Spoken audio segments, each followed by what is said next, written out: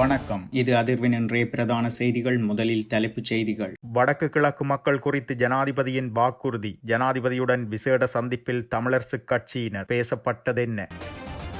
தாஜுதீனை கொலை செய்தவர்கள் ஜனாதிபதியின் நிழலில். சபையில் பரபரப்பு.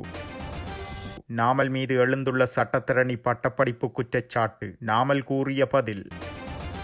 இவ்வளவு வரிகளா? இலங்கையில் கைபேசி பாவனையாளர்களுக்கு அதிர்ச்சி தகவல். திருகோணமலை விகாரை தொடர்பாக நீதிமன்றம் பிறப்பித்த உத்தரவு. தேசிய பாதுகாப்புடன் தொடர்புடைய காணிகளை விடுவிக்க கூடாது. சஜித் அணி அரசாங்கத்தின் மீது கடும் விசனம். பாராளுமன்றில் நுழைந்த பாம்பால் பதட்டம். தேசிய மக்கள் சக்திக்கு வாக்களித்த அனைவரும் என்ன செய்ய வேண்டும் என்று நேற்று டாக்டர் அர்ச்சுனா சொல்லிவிட்டார். இந்த புத்தர் சிலையுடைய விவகாரத்துடன் முற்றமாக இல்லாமல் போய்விட்டது. මම කියන්න ඕන රාසමානිකයන් ඔබතුමාට සද්දවලට අපි බය නැහැ. සද්දවලට බය නැහැ. ඒක හොඳට මතක තියාගන්න. මේගොල්ලන්ගේ ඉතිහාසය ගැන කතා කරන්න අපි ආවේ නැහැ. මට කෑ ගන්න පුළුවන්, අnder කතා කරන්න පුළුවන්, හිමින් කතා කරන්න පුළුවන්.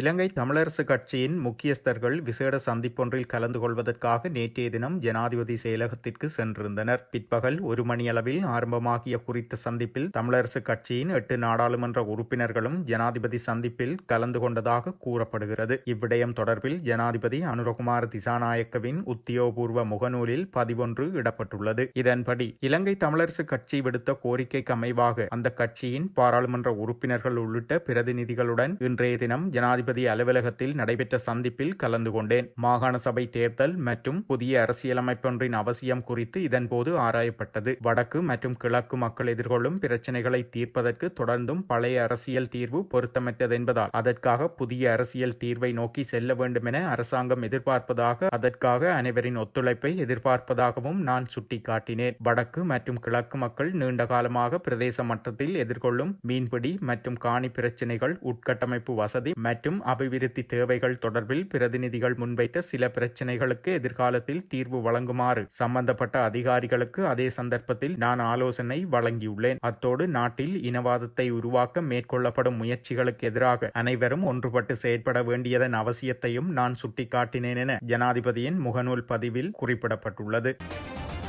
வசீம் தாஜுதீன் கொலையை விபத்தாக மாற்றுவதற்கு செயற்பட்ட சிலர் ஜனாதிபதி அனுரகுமார திசாநாயக்கவின் நிழலில் மறைந்திருப்பதாக நாடாளுமன்ற உறுப்பினர் முஜிபுர் ரஹ்மான் குற்றஞ்சாட்டியுள்ளார். நாடாளுமன்றத்தில் நடைபெற்ற சூழ்நிலை விவாதத்தில் உரையாற்றும் போதே இதனை தெரிவித்துள்ளார். வசீம் தாஜுதீன் கொலை சமயத்தில் நரையன்பட்டி போலீஸ் நிலையத்தின் குற்றவியல் பகுதி பொறுப்பதிகாரியாக இருந்த சுமித் பெரேரா நீதிமன்றத்தில் அளித்த வாக்குமூலத்தில் அனுர சேனாநாயக்கவுடன் கொழும்பு குற்றவியல் பகுதியின் பொறுப்பதிகாரியாக இருந்த ரணவீரவும் சேர்ந்தே இந்த கொலையை விபத்தாக மாற்ற சாட்சியங்களை சேகரித்தனர். மேலும் அனுர சேனாநாயக்கவின் ஆலோசனைக்கு அமையவே இந்த கொலையை விபத்தாக மாற்றுவதற்கு அறிக்கையை ரணவீர தயாரித்தார் என்று சுமித் பெரேரா நீதிமன்றத்தில் தெரிவித்துள்ளார். இதெல்லாம் ஜனாதிபதி அனுரவுக்கு தெரியாதா? ரணவீர இன்று நீதி மற்றும் தேசிய ஒருமைப்பாடு அமைச்சின் ஆலோசகர் பதவியில் இருக்கிறார். மேலும் அனுர சேனாநாயக்க ஜனாதிபதியின் டிஜிட்டல் அமைச்சின் ஆலோசகராக இருக்கிறார். இவர்கள் இப்பதவிகளில் வைத்துக் கொண்டு எவ்வாறு தாஜுதீன் கொலையின் உண்மையான குற்றவாளிகளை பிடிக்க முடியும் எனவும் தேர்தல் மேடைகளில் இவ்வாறான பல கொலைகளுக்கு நீதியை பெற்று தருவதாக தெரிவித்திருந்தார் ஜனாதிபதி. ஆனால் எதுவும் நடக்கவில்லை என அவர் குற்றம் சுமத்தியுள்ளார்.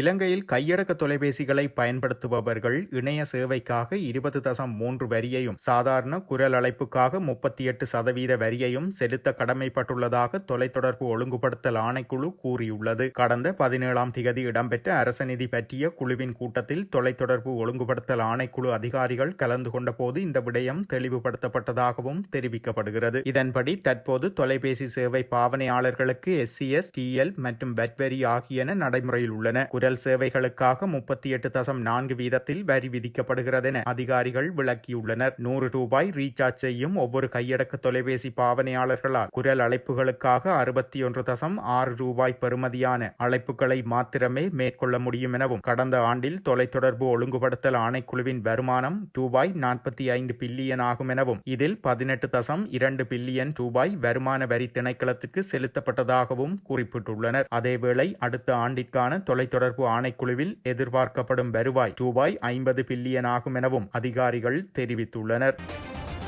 இந்த அரசாங்கம் மாகாண சபை தேர்தலை நடத்துறதுக்கு பயப்படுகிறது. வடக்கு கிழக்கிலே இன்று அரசாங்கத்துடைய செல்வாக்கு இந்த புத்தர் சிலையுடைய விவகாரத்துடன் முற்றமாக இல்லாம போய்விட்டது. ஜனாதிபதி நேற்று சொல்றார் இது ஒரு முடிந்த சம்பவம். ஏன் இந்த முடிந்த சம்பவத்தை பற்றி இன்னும் பேசுறீங்க? அந்த சிலை அந்த இடத்திலே இருக்கும் வரைக்கும் இந்த சம்பவம் முடிந்த சம்பவம் அல்ல. உங்களை பொறுத்தளவிலே உங்களுடைய அரசாங்கத்துடைய நிகழ்ச்சி அந்த இடத்திலே ஒரு சிலையை வைப்பது, அந்த சிலையை வைத்தபடியினாலே இன்று உங்களுக்கு அந்த விடயம் முடிந்த விடயமா இருந்தாலும் கூட எங்களை பொறுத்தளவிலே அந்த சிலை அந்த இடத்திலே இருக்கும் வரைக்கும் வடக்கு கிழக்கிலே தமிழ் பேசும் மக்களுக்கு இந்த அரசாங்கத்துடைய இனவாதமான செயல்பாடை ஞாபகம் ஊட்டும் ஒரு விடயமாகவே அந்த சிலை அமையும். அந்த சிலையை பார்க்கும் பொழுதெல்லாம் தேசிய மக்கள் சக்திக்கு வாக்களித்த அனைவரும் என்ன செய்ய வேண்டும் என்று நேற்று டாக்டர் அர்ச்சுனா சொல்லிவிட்டார். வலது கையால சாப்பிட வேணா இடது கையால சாப்பிடணும் சொல்லிவிட்டார். மீண்டும் அதை சொல்ல வேண்டிய அவசியம் இல்லை. அந்த வகையிலே கௌரவ சபைக்கு தலைமை தாங்கும் உறுப்பினர்களே, இன்று இந்த மாகாண சபை அமைச்சு திட்டத்திலே முடித்துக் கொள்கிறேன். வரவு செலவு திட்டத்திலே இந்த மாகாண சபை அமைச்சுக்கு எதிராக இலங்கை தமிழரசு கட்சி ஒரு வாக்கெடுப்பு ஒன்றை கோருகின்றது.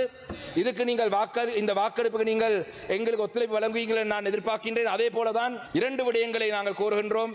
இது ஒன்று மாகாண சபை தேர்தலுக்கு எதிரானது, இன்னொன்று கல்முனை வடக்கு பிரதேச செயலகம் சம்பந்தமாக. அதிலே ஸ்ரீலங்கா முஸ்லிம் காங்கிரசுக்கும் எங்களுக்கும் மாறுபட்ட கருத்தில் இருக்கலாம்.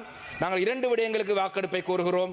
2வது விடயம், ஒரு வருடமாக கல்முனை வடக்கு பிரதேச செயலகத்தை வைத்து தமிழ் முஸ்லிம் மக்களுக்கு இடையிலே குழப்பங்களை தொடர்ந்து ஏற்படுத்துவது. அரசாங்கம் ஆட்சியிலே இருக்கிறார்கள், குழு நியமிக்கிறோம் என்று சொன்னார்கள், குழு ஒன்றை நியமித்து ஆராய்வோம் என்று சொன்னார்கள், குழு ஆராயும் என்று சொன்னது. ஆனால் ஒரு வருடம் கடந்த இன்று குழுவும் இல்லை, எதுவும் இல்லை. கல்முனையிலே இருக்கும் தமிழ் பேசும் மக்கள் இன்று ஆலையாளுக்கு இடையிலே முரண்பாடோடு வாழ்ந்து கொண்டிருக்கிறார்கள். இந்த 2 விடயங்களுக்குமாகவும் இன்று இந்த மாகாண சபை அமைச்சினுடைய ஒதுக்கீடுகளுக்கு எதிராக இலங்கை தமிழரசு கட்சி ஒரு வாக்கெடுப்பு ஒன்றை கோருகின்றது. நீங்கள் மாகாண சபை தேர்தலை இன்று நடத்தினாலும் நீங்கள் வடக்கு கிழக்கிலே தோல்வி அடைவீங்கள், ஒரு 6 மாதத்திலே நடத்தினாலும் நீங்கள் தோல்வி அடைவீங்கள், ஒரு வருடத்திலே நடத்தினாலும் தோல்வி அடைவீங்கள். நீங்கள் மாகாண சபை தேர்தல் நடத்தாமலே விட்டாலும் எதிர்வரும் பாராளுமன்ற தேர்தலில் நீங்கள் முழுமையாக அளிக்கப்படுவீங்க என்றதை இந்த இடத்தில் பகிரங்கமாக சொல்லியிருக்கிறேன். நன்றி.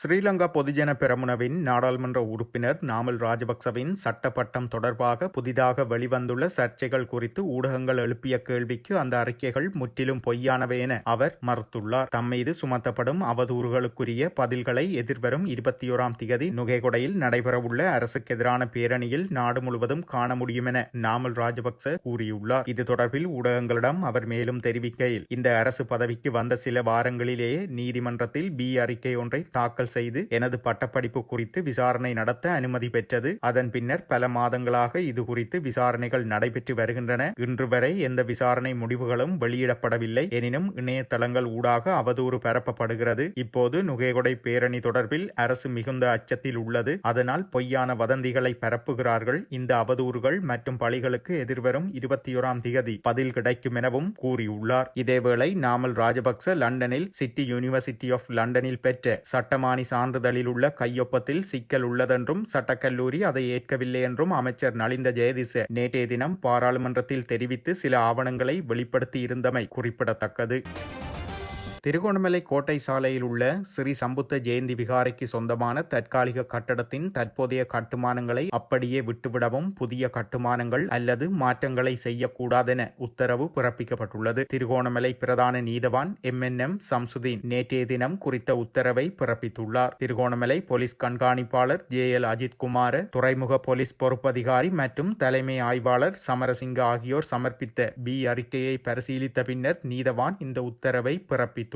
திருகோணமலையில் உள்ள டச்சு விரிகுடா கடற்கரையில் தற்காலிக கட்டடம் கட்டுவது தொடர்பாக கடலோர பாதுகாப்பு மற்றும் கடலோர வள மேலாண்மை துறையால் தாக்கல் செய்யப்பட்ட முறைப்பாட்டை தொடர்ந்து இரு தரப்பினருக்கும் இடையிலான தகராறு தொடர்பாக போலீசார் இந்த B அறிக்கையை சமர்ப்பித்திருந்தனர். முன்வைக்கப்பட்ட உண்மைகளை கணக்கில் எடுத்துக்கொண்டு தொடர்புடைய கட்டுமானத்தின் முன்னேற்றம் மற்றும் மேற்கொள்ளப்பட்ட விசாரணைகளை குறிக்கும் அறிக்கையை 26ஆம் தேதி நீதிமன்றில் சமர்ப்பிக்குமாறு துறைமுக காவல்துறைக்கு நீதவான் உத்தரவிட்டார்.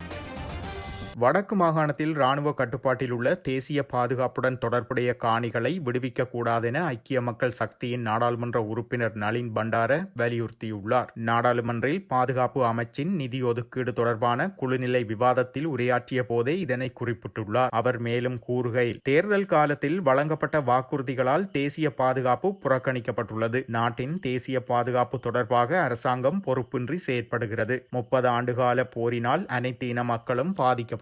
போர் முடிவடைந்து விட்டதென குறிப்பிட முடியாது. எதிர்காலத்திலும் போரொன்று தோற்றம் பெறலாம். ஆகவே அவதானத்துடன் செயற்பட வேண்டியது அவசியமாகும் எனவும், வடக்கு மாகாணம் தேசிய பாதுகாப்பின் பிரதான கேந்திர மையமாக உள்ளது. வடக்கில் காணி பிரச்சினை காணப்படுகிறது. தனிப்பட்ட பாதுகாப்பை விட தேசிய பாதுகாப்பை கருத்தில் கொண்டே காணி விடுவிப்பு குறித்து தீர்மானம் எடுக்க வேண்டும். தேசிய பாதுகாப்புடன் தொடர்புடைய காணிகளை இராணுவத்தினர் வசம் வைத்துக் கொள்ள வேண்டும். அவ்வாறான காணிகளை ஒருபோதும் விடுவிக்க கூடாது. பாதுகாப்பு காரணிகளுடன் தொடர்புடைய காணிகளை விடுவிப்பதற்கு பதிலாக காணி உரிமையாளர்களுக்கு மாற்று காணிகளை வழங்க நடவடிக்கைகளை மேற்கொள்ள வேண்டும், அல்லது காணிகளுக்கு பதிலாக நட்டஈடு வழங்க வேண்டும். வடக்கு மாகாணத்தில் மீண்டும் போரொன்று தோற்றம் பெறாத வகையில் தேசிய பாதுகாப்புடன் தொடர்புடைய காணிகள் முறையாக அடையாளப்படுத்த வேண்டும் என அவர் குறிப்பிட்டுள்ளார். நாடாளுமன்ற சபாநாயகர் ஜகத் விக்ரமரத்னவின் அலுவலகம் அருகே நாகபாம்பொன்று வளாகத்தினுள் நுழைய முற்பட்ட போது பதட்டமான சூழ்நிலை ஏற்பட்டதாக சமீபத்திய செய்திகள் தெரிவிக்கின்றன. சபாநாயகரின் உணவு உட்கொள்ளும் பகுதியுடன் இணைக்கப்பட்ட ஜன்னல் வழியாக நுழைய முயன்ற போது அலுவலக ஊழியர்களால் கவனிக்கப்பட்டு நாடாளுமன்ற விலங்கு கட்டுப்பாடு மற்றும் பூங்காக்கள் பிரிவை சேர்ந்த அதிகாரிகள் அதை பாதுகாப்பாக அகற்றியுள்ளனர். பல ஆண்டுகளாக தியவன்னா ஓயா அருகே அமைந்துள்ள நாடாளுமன்ற வளாகத்தினுள் பல்வேறு வகையான பாம்புகள் சஞ்சரி வருகின்றன. கடந்த காலங்களில் இந்த பகுதியில் இருந்து கிட்டத்தட்ட 20 பாம்புகளுக்கு மேல் அகற்றப்பட்டுள்ளதாகவும் கூறப்படுகிறது. இத்துடன் செய்திகள் நிறைவடைகின்றன. மறக்காமல் அதிர்வு சேனலை லைக் மற்றும் சப்ஸ்கிரைப் செய்து கொள்ளுங்கள்.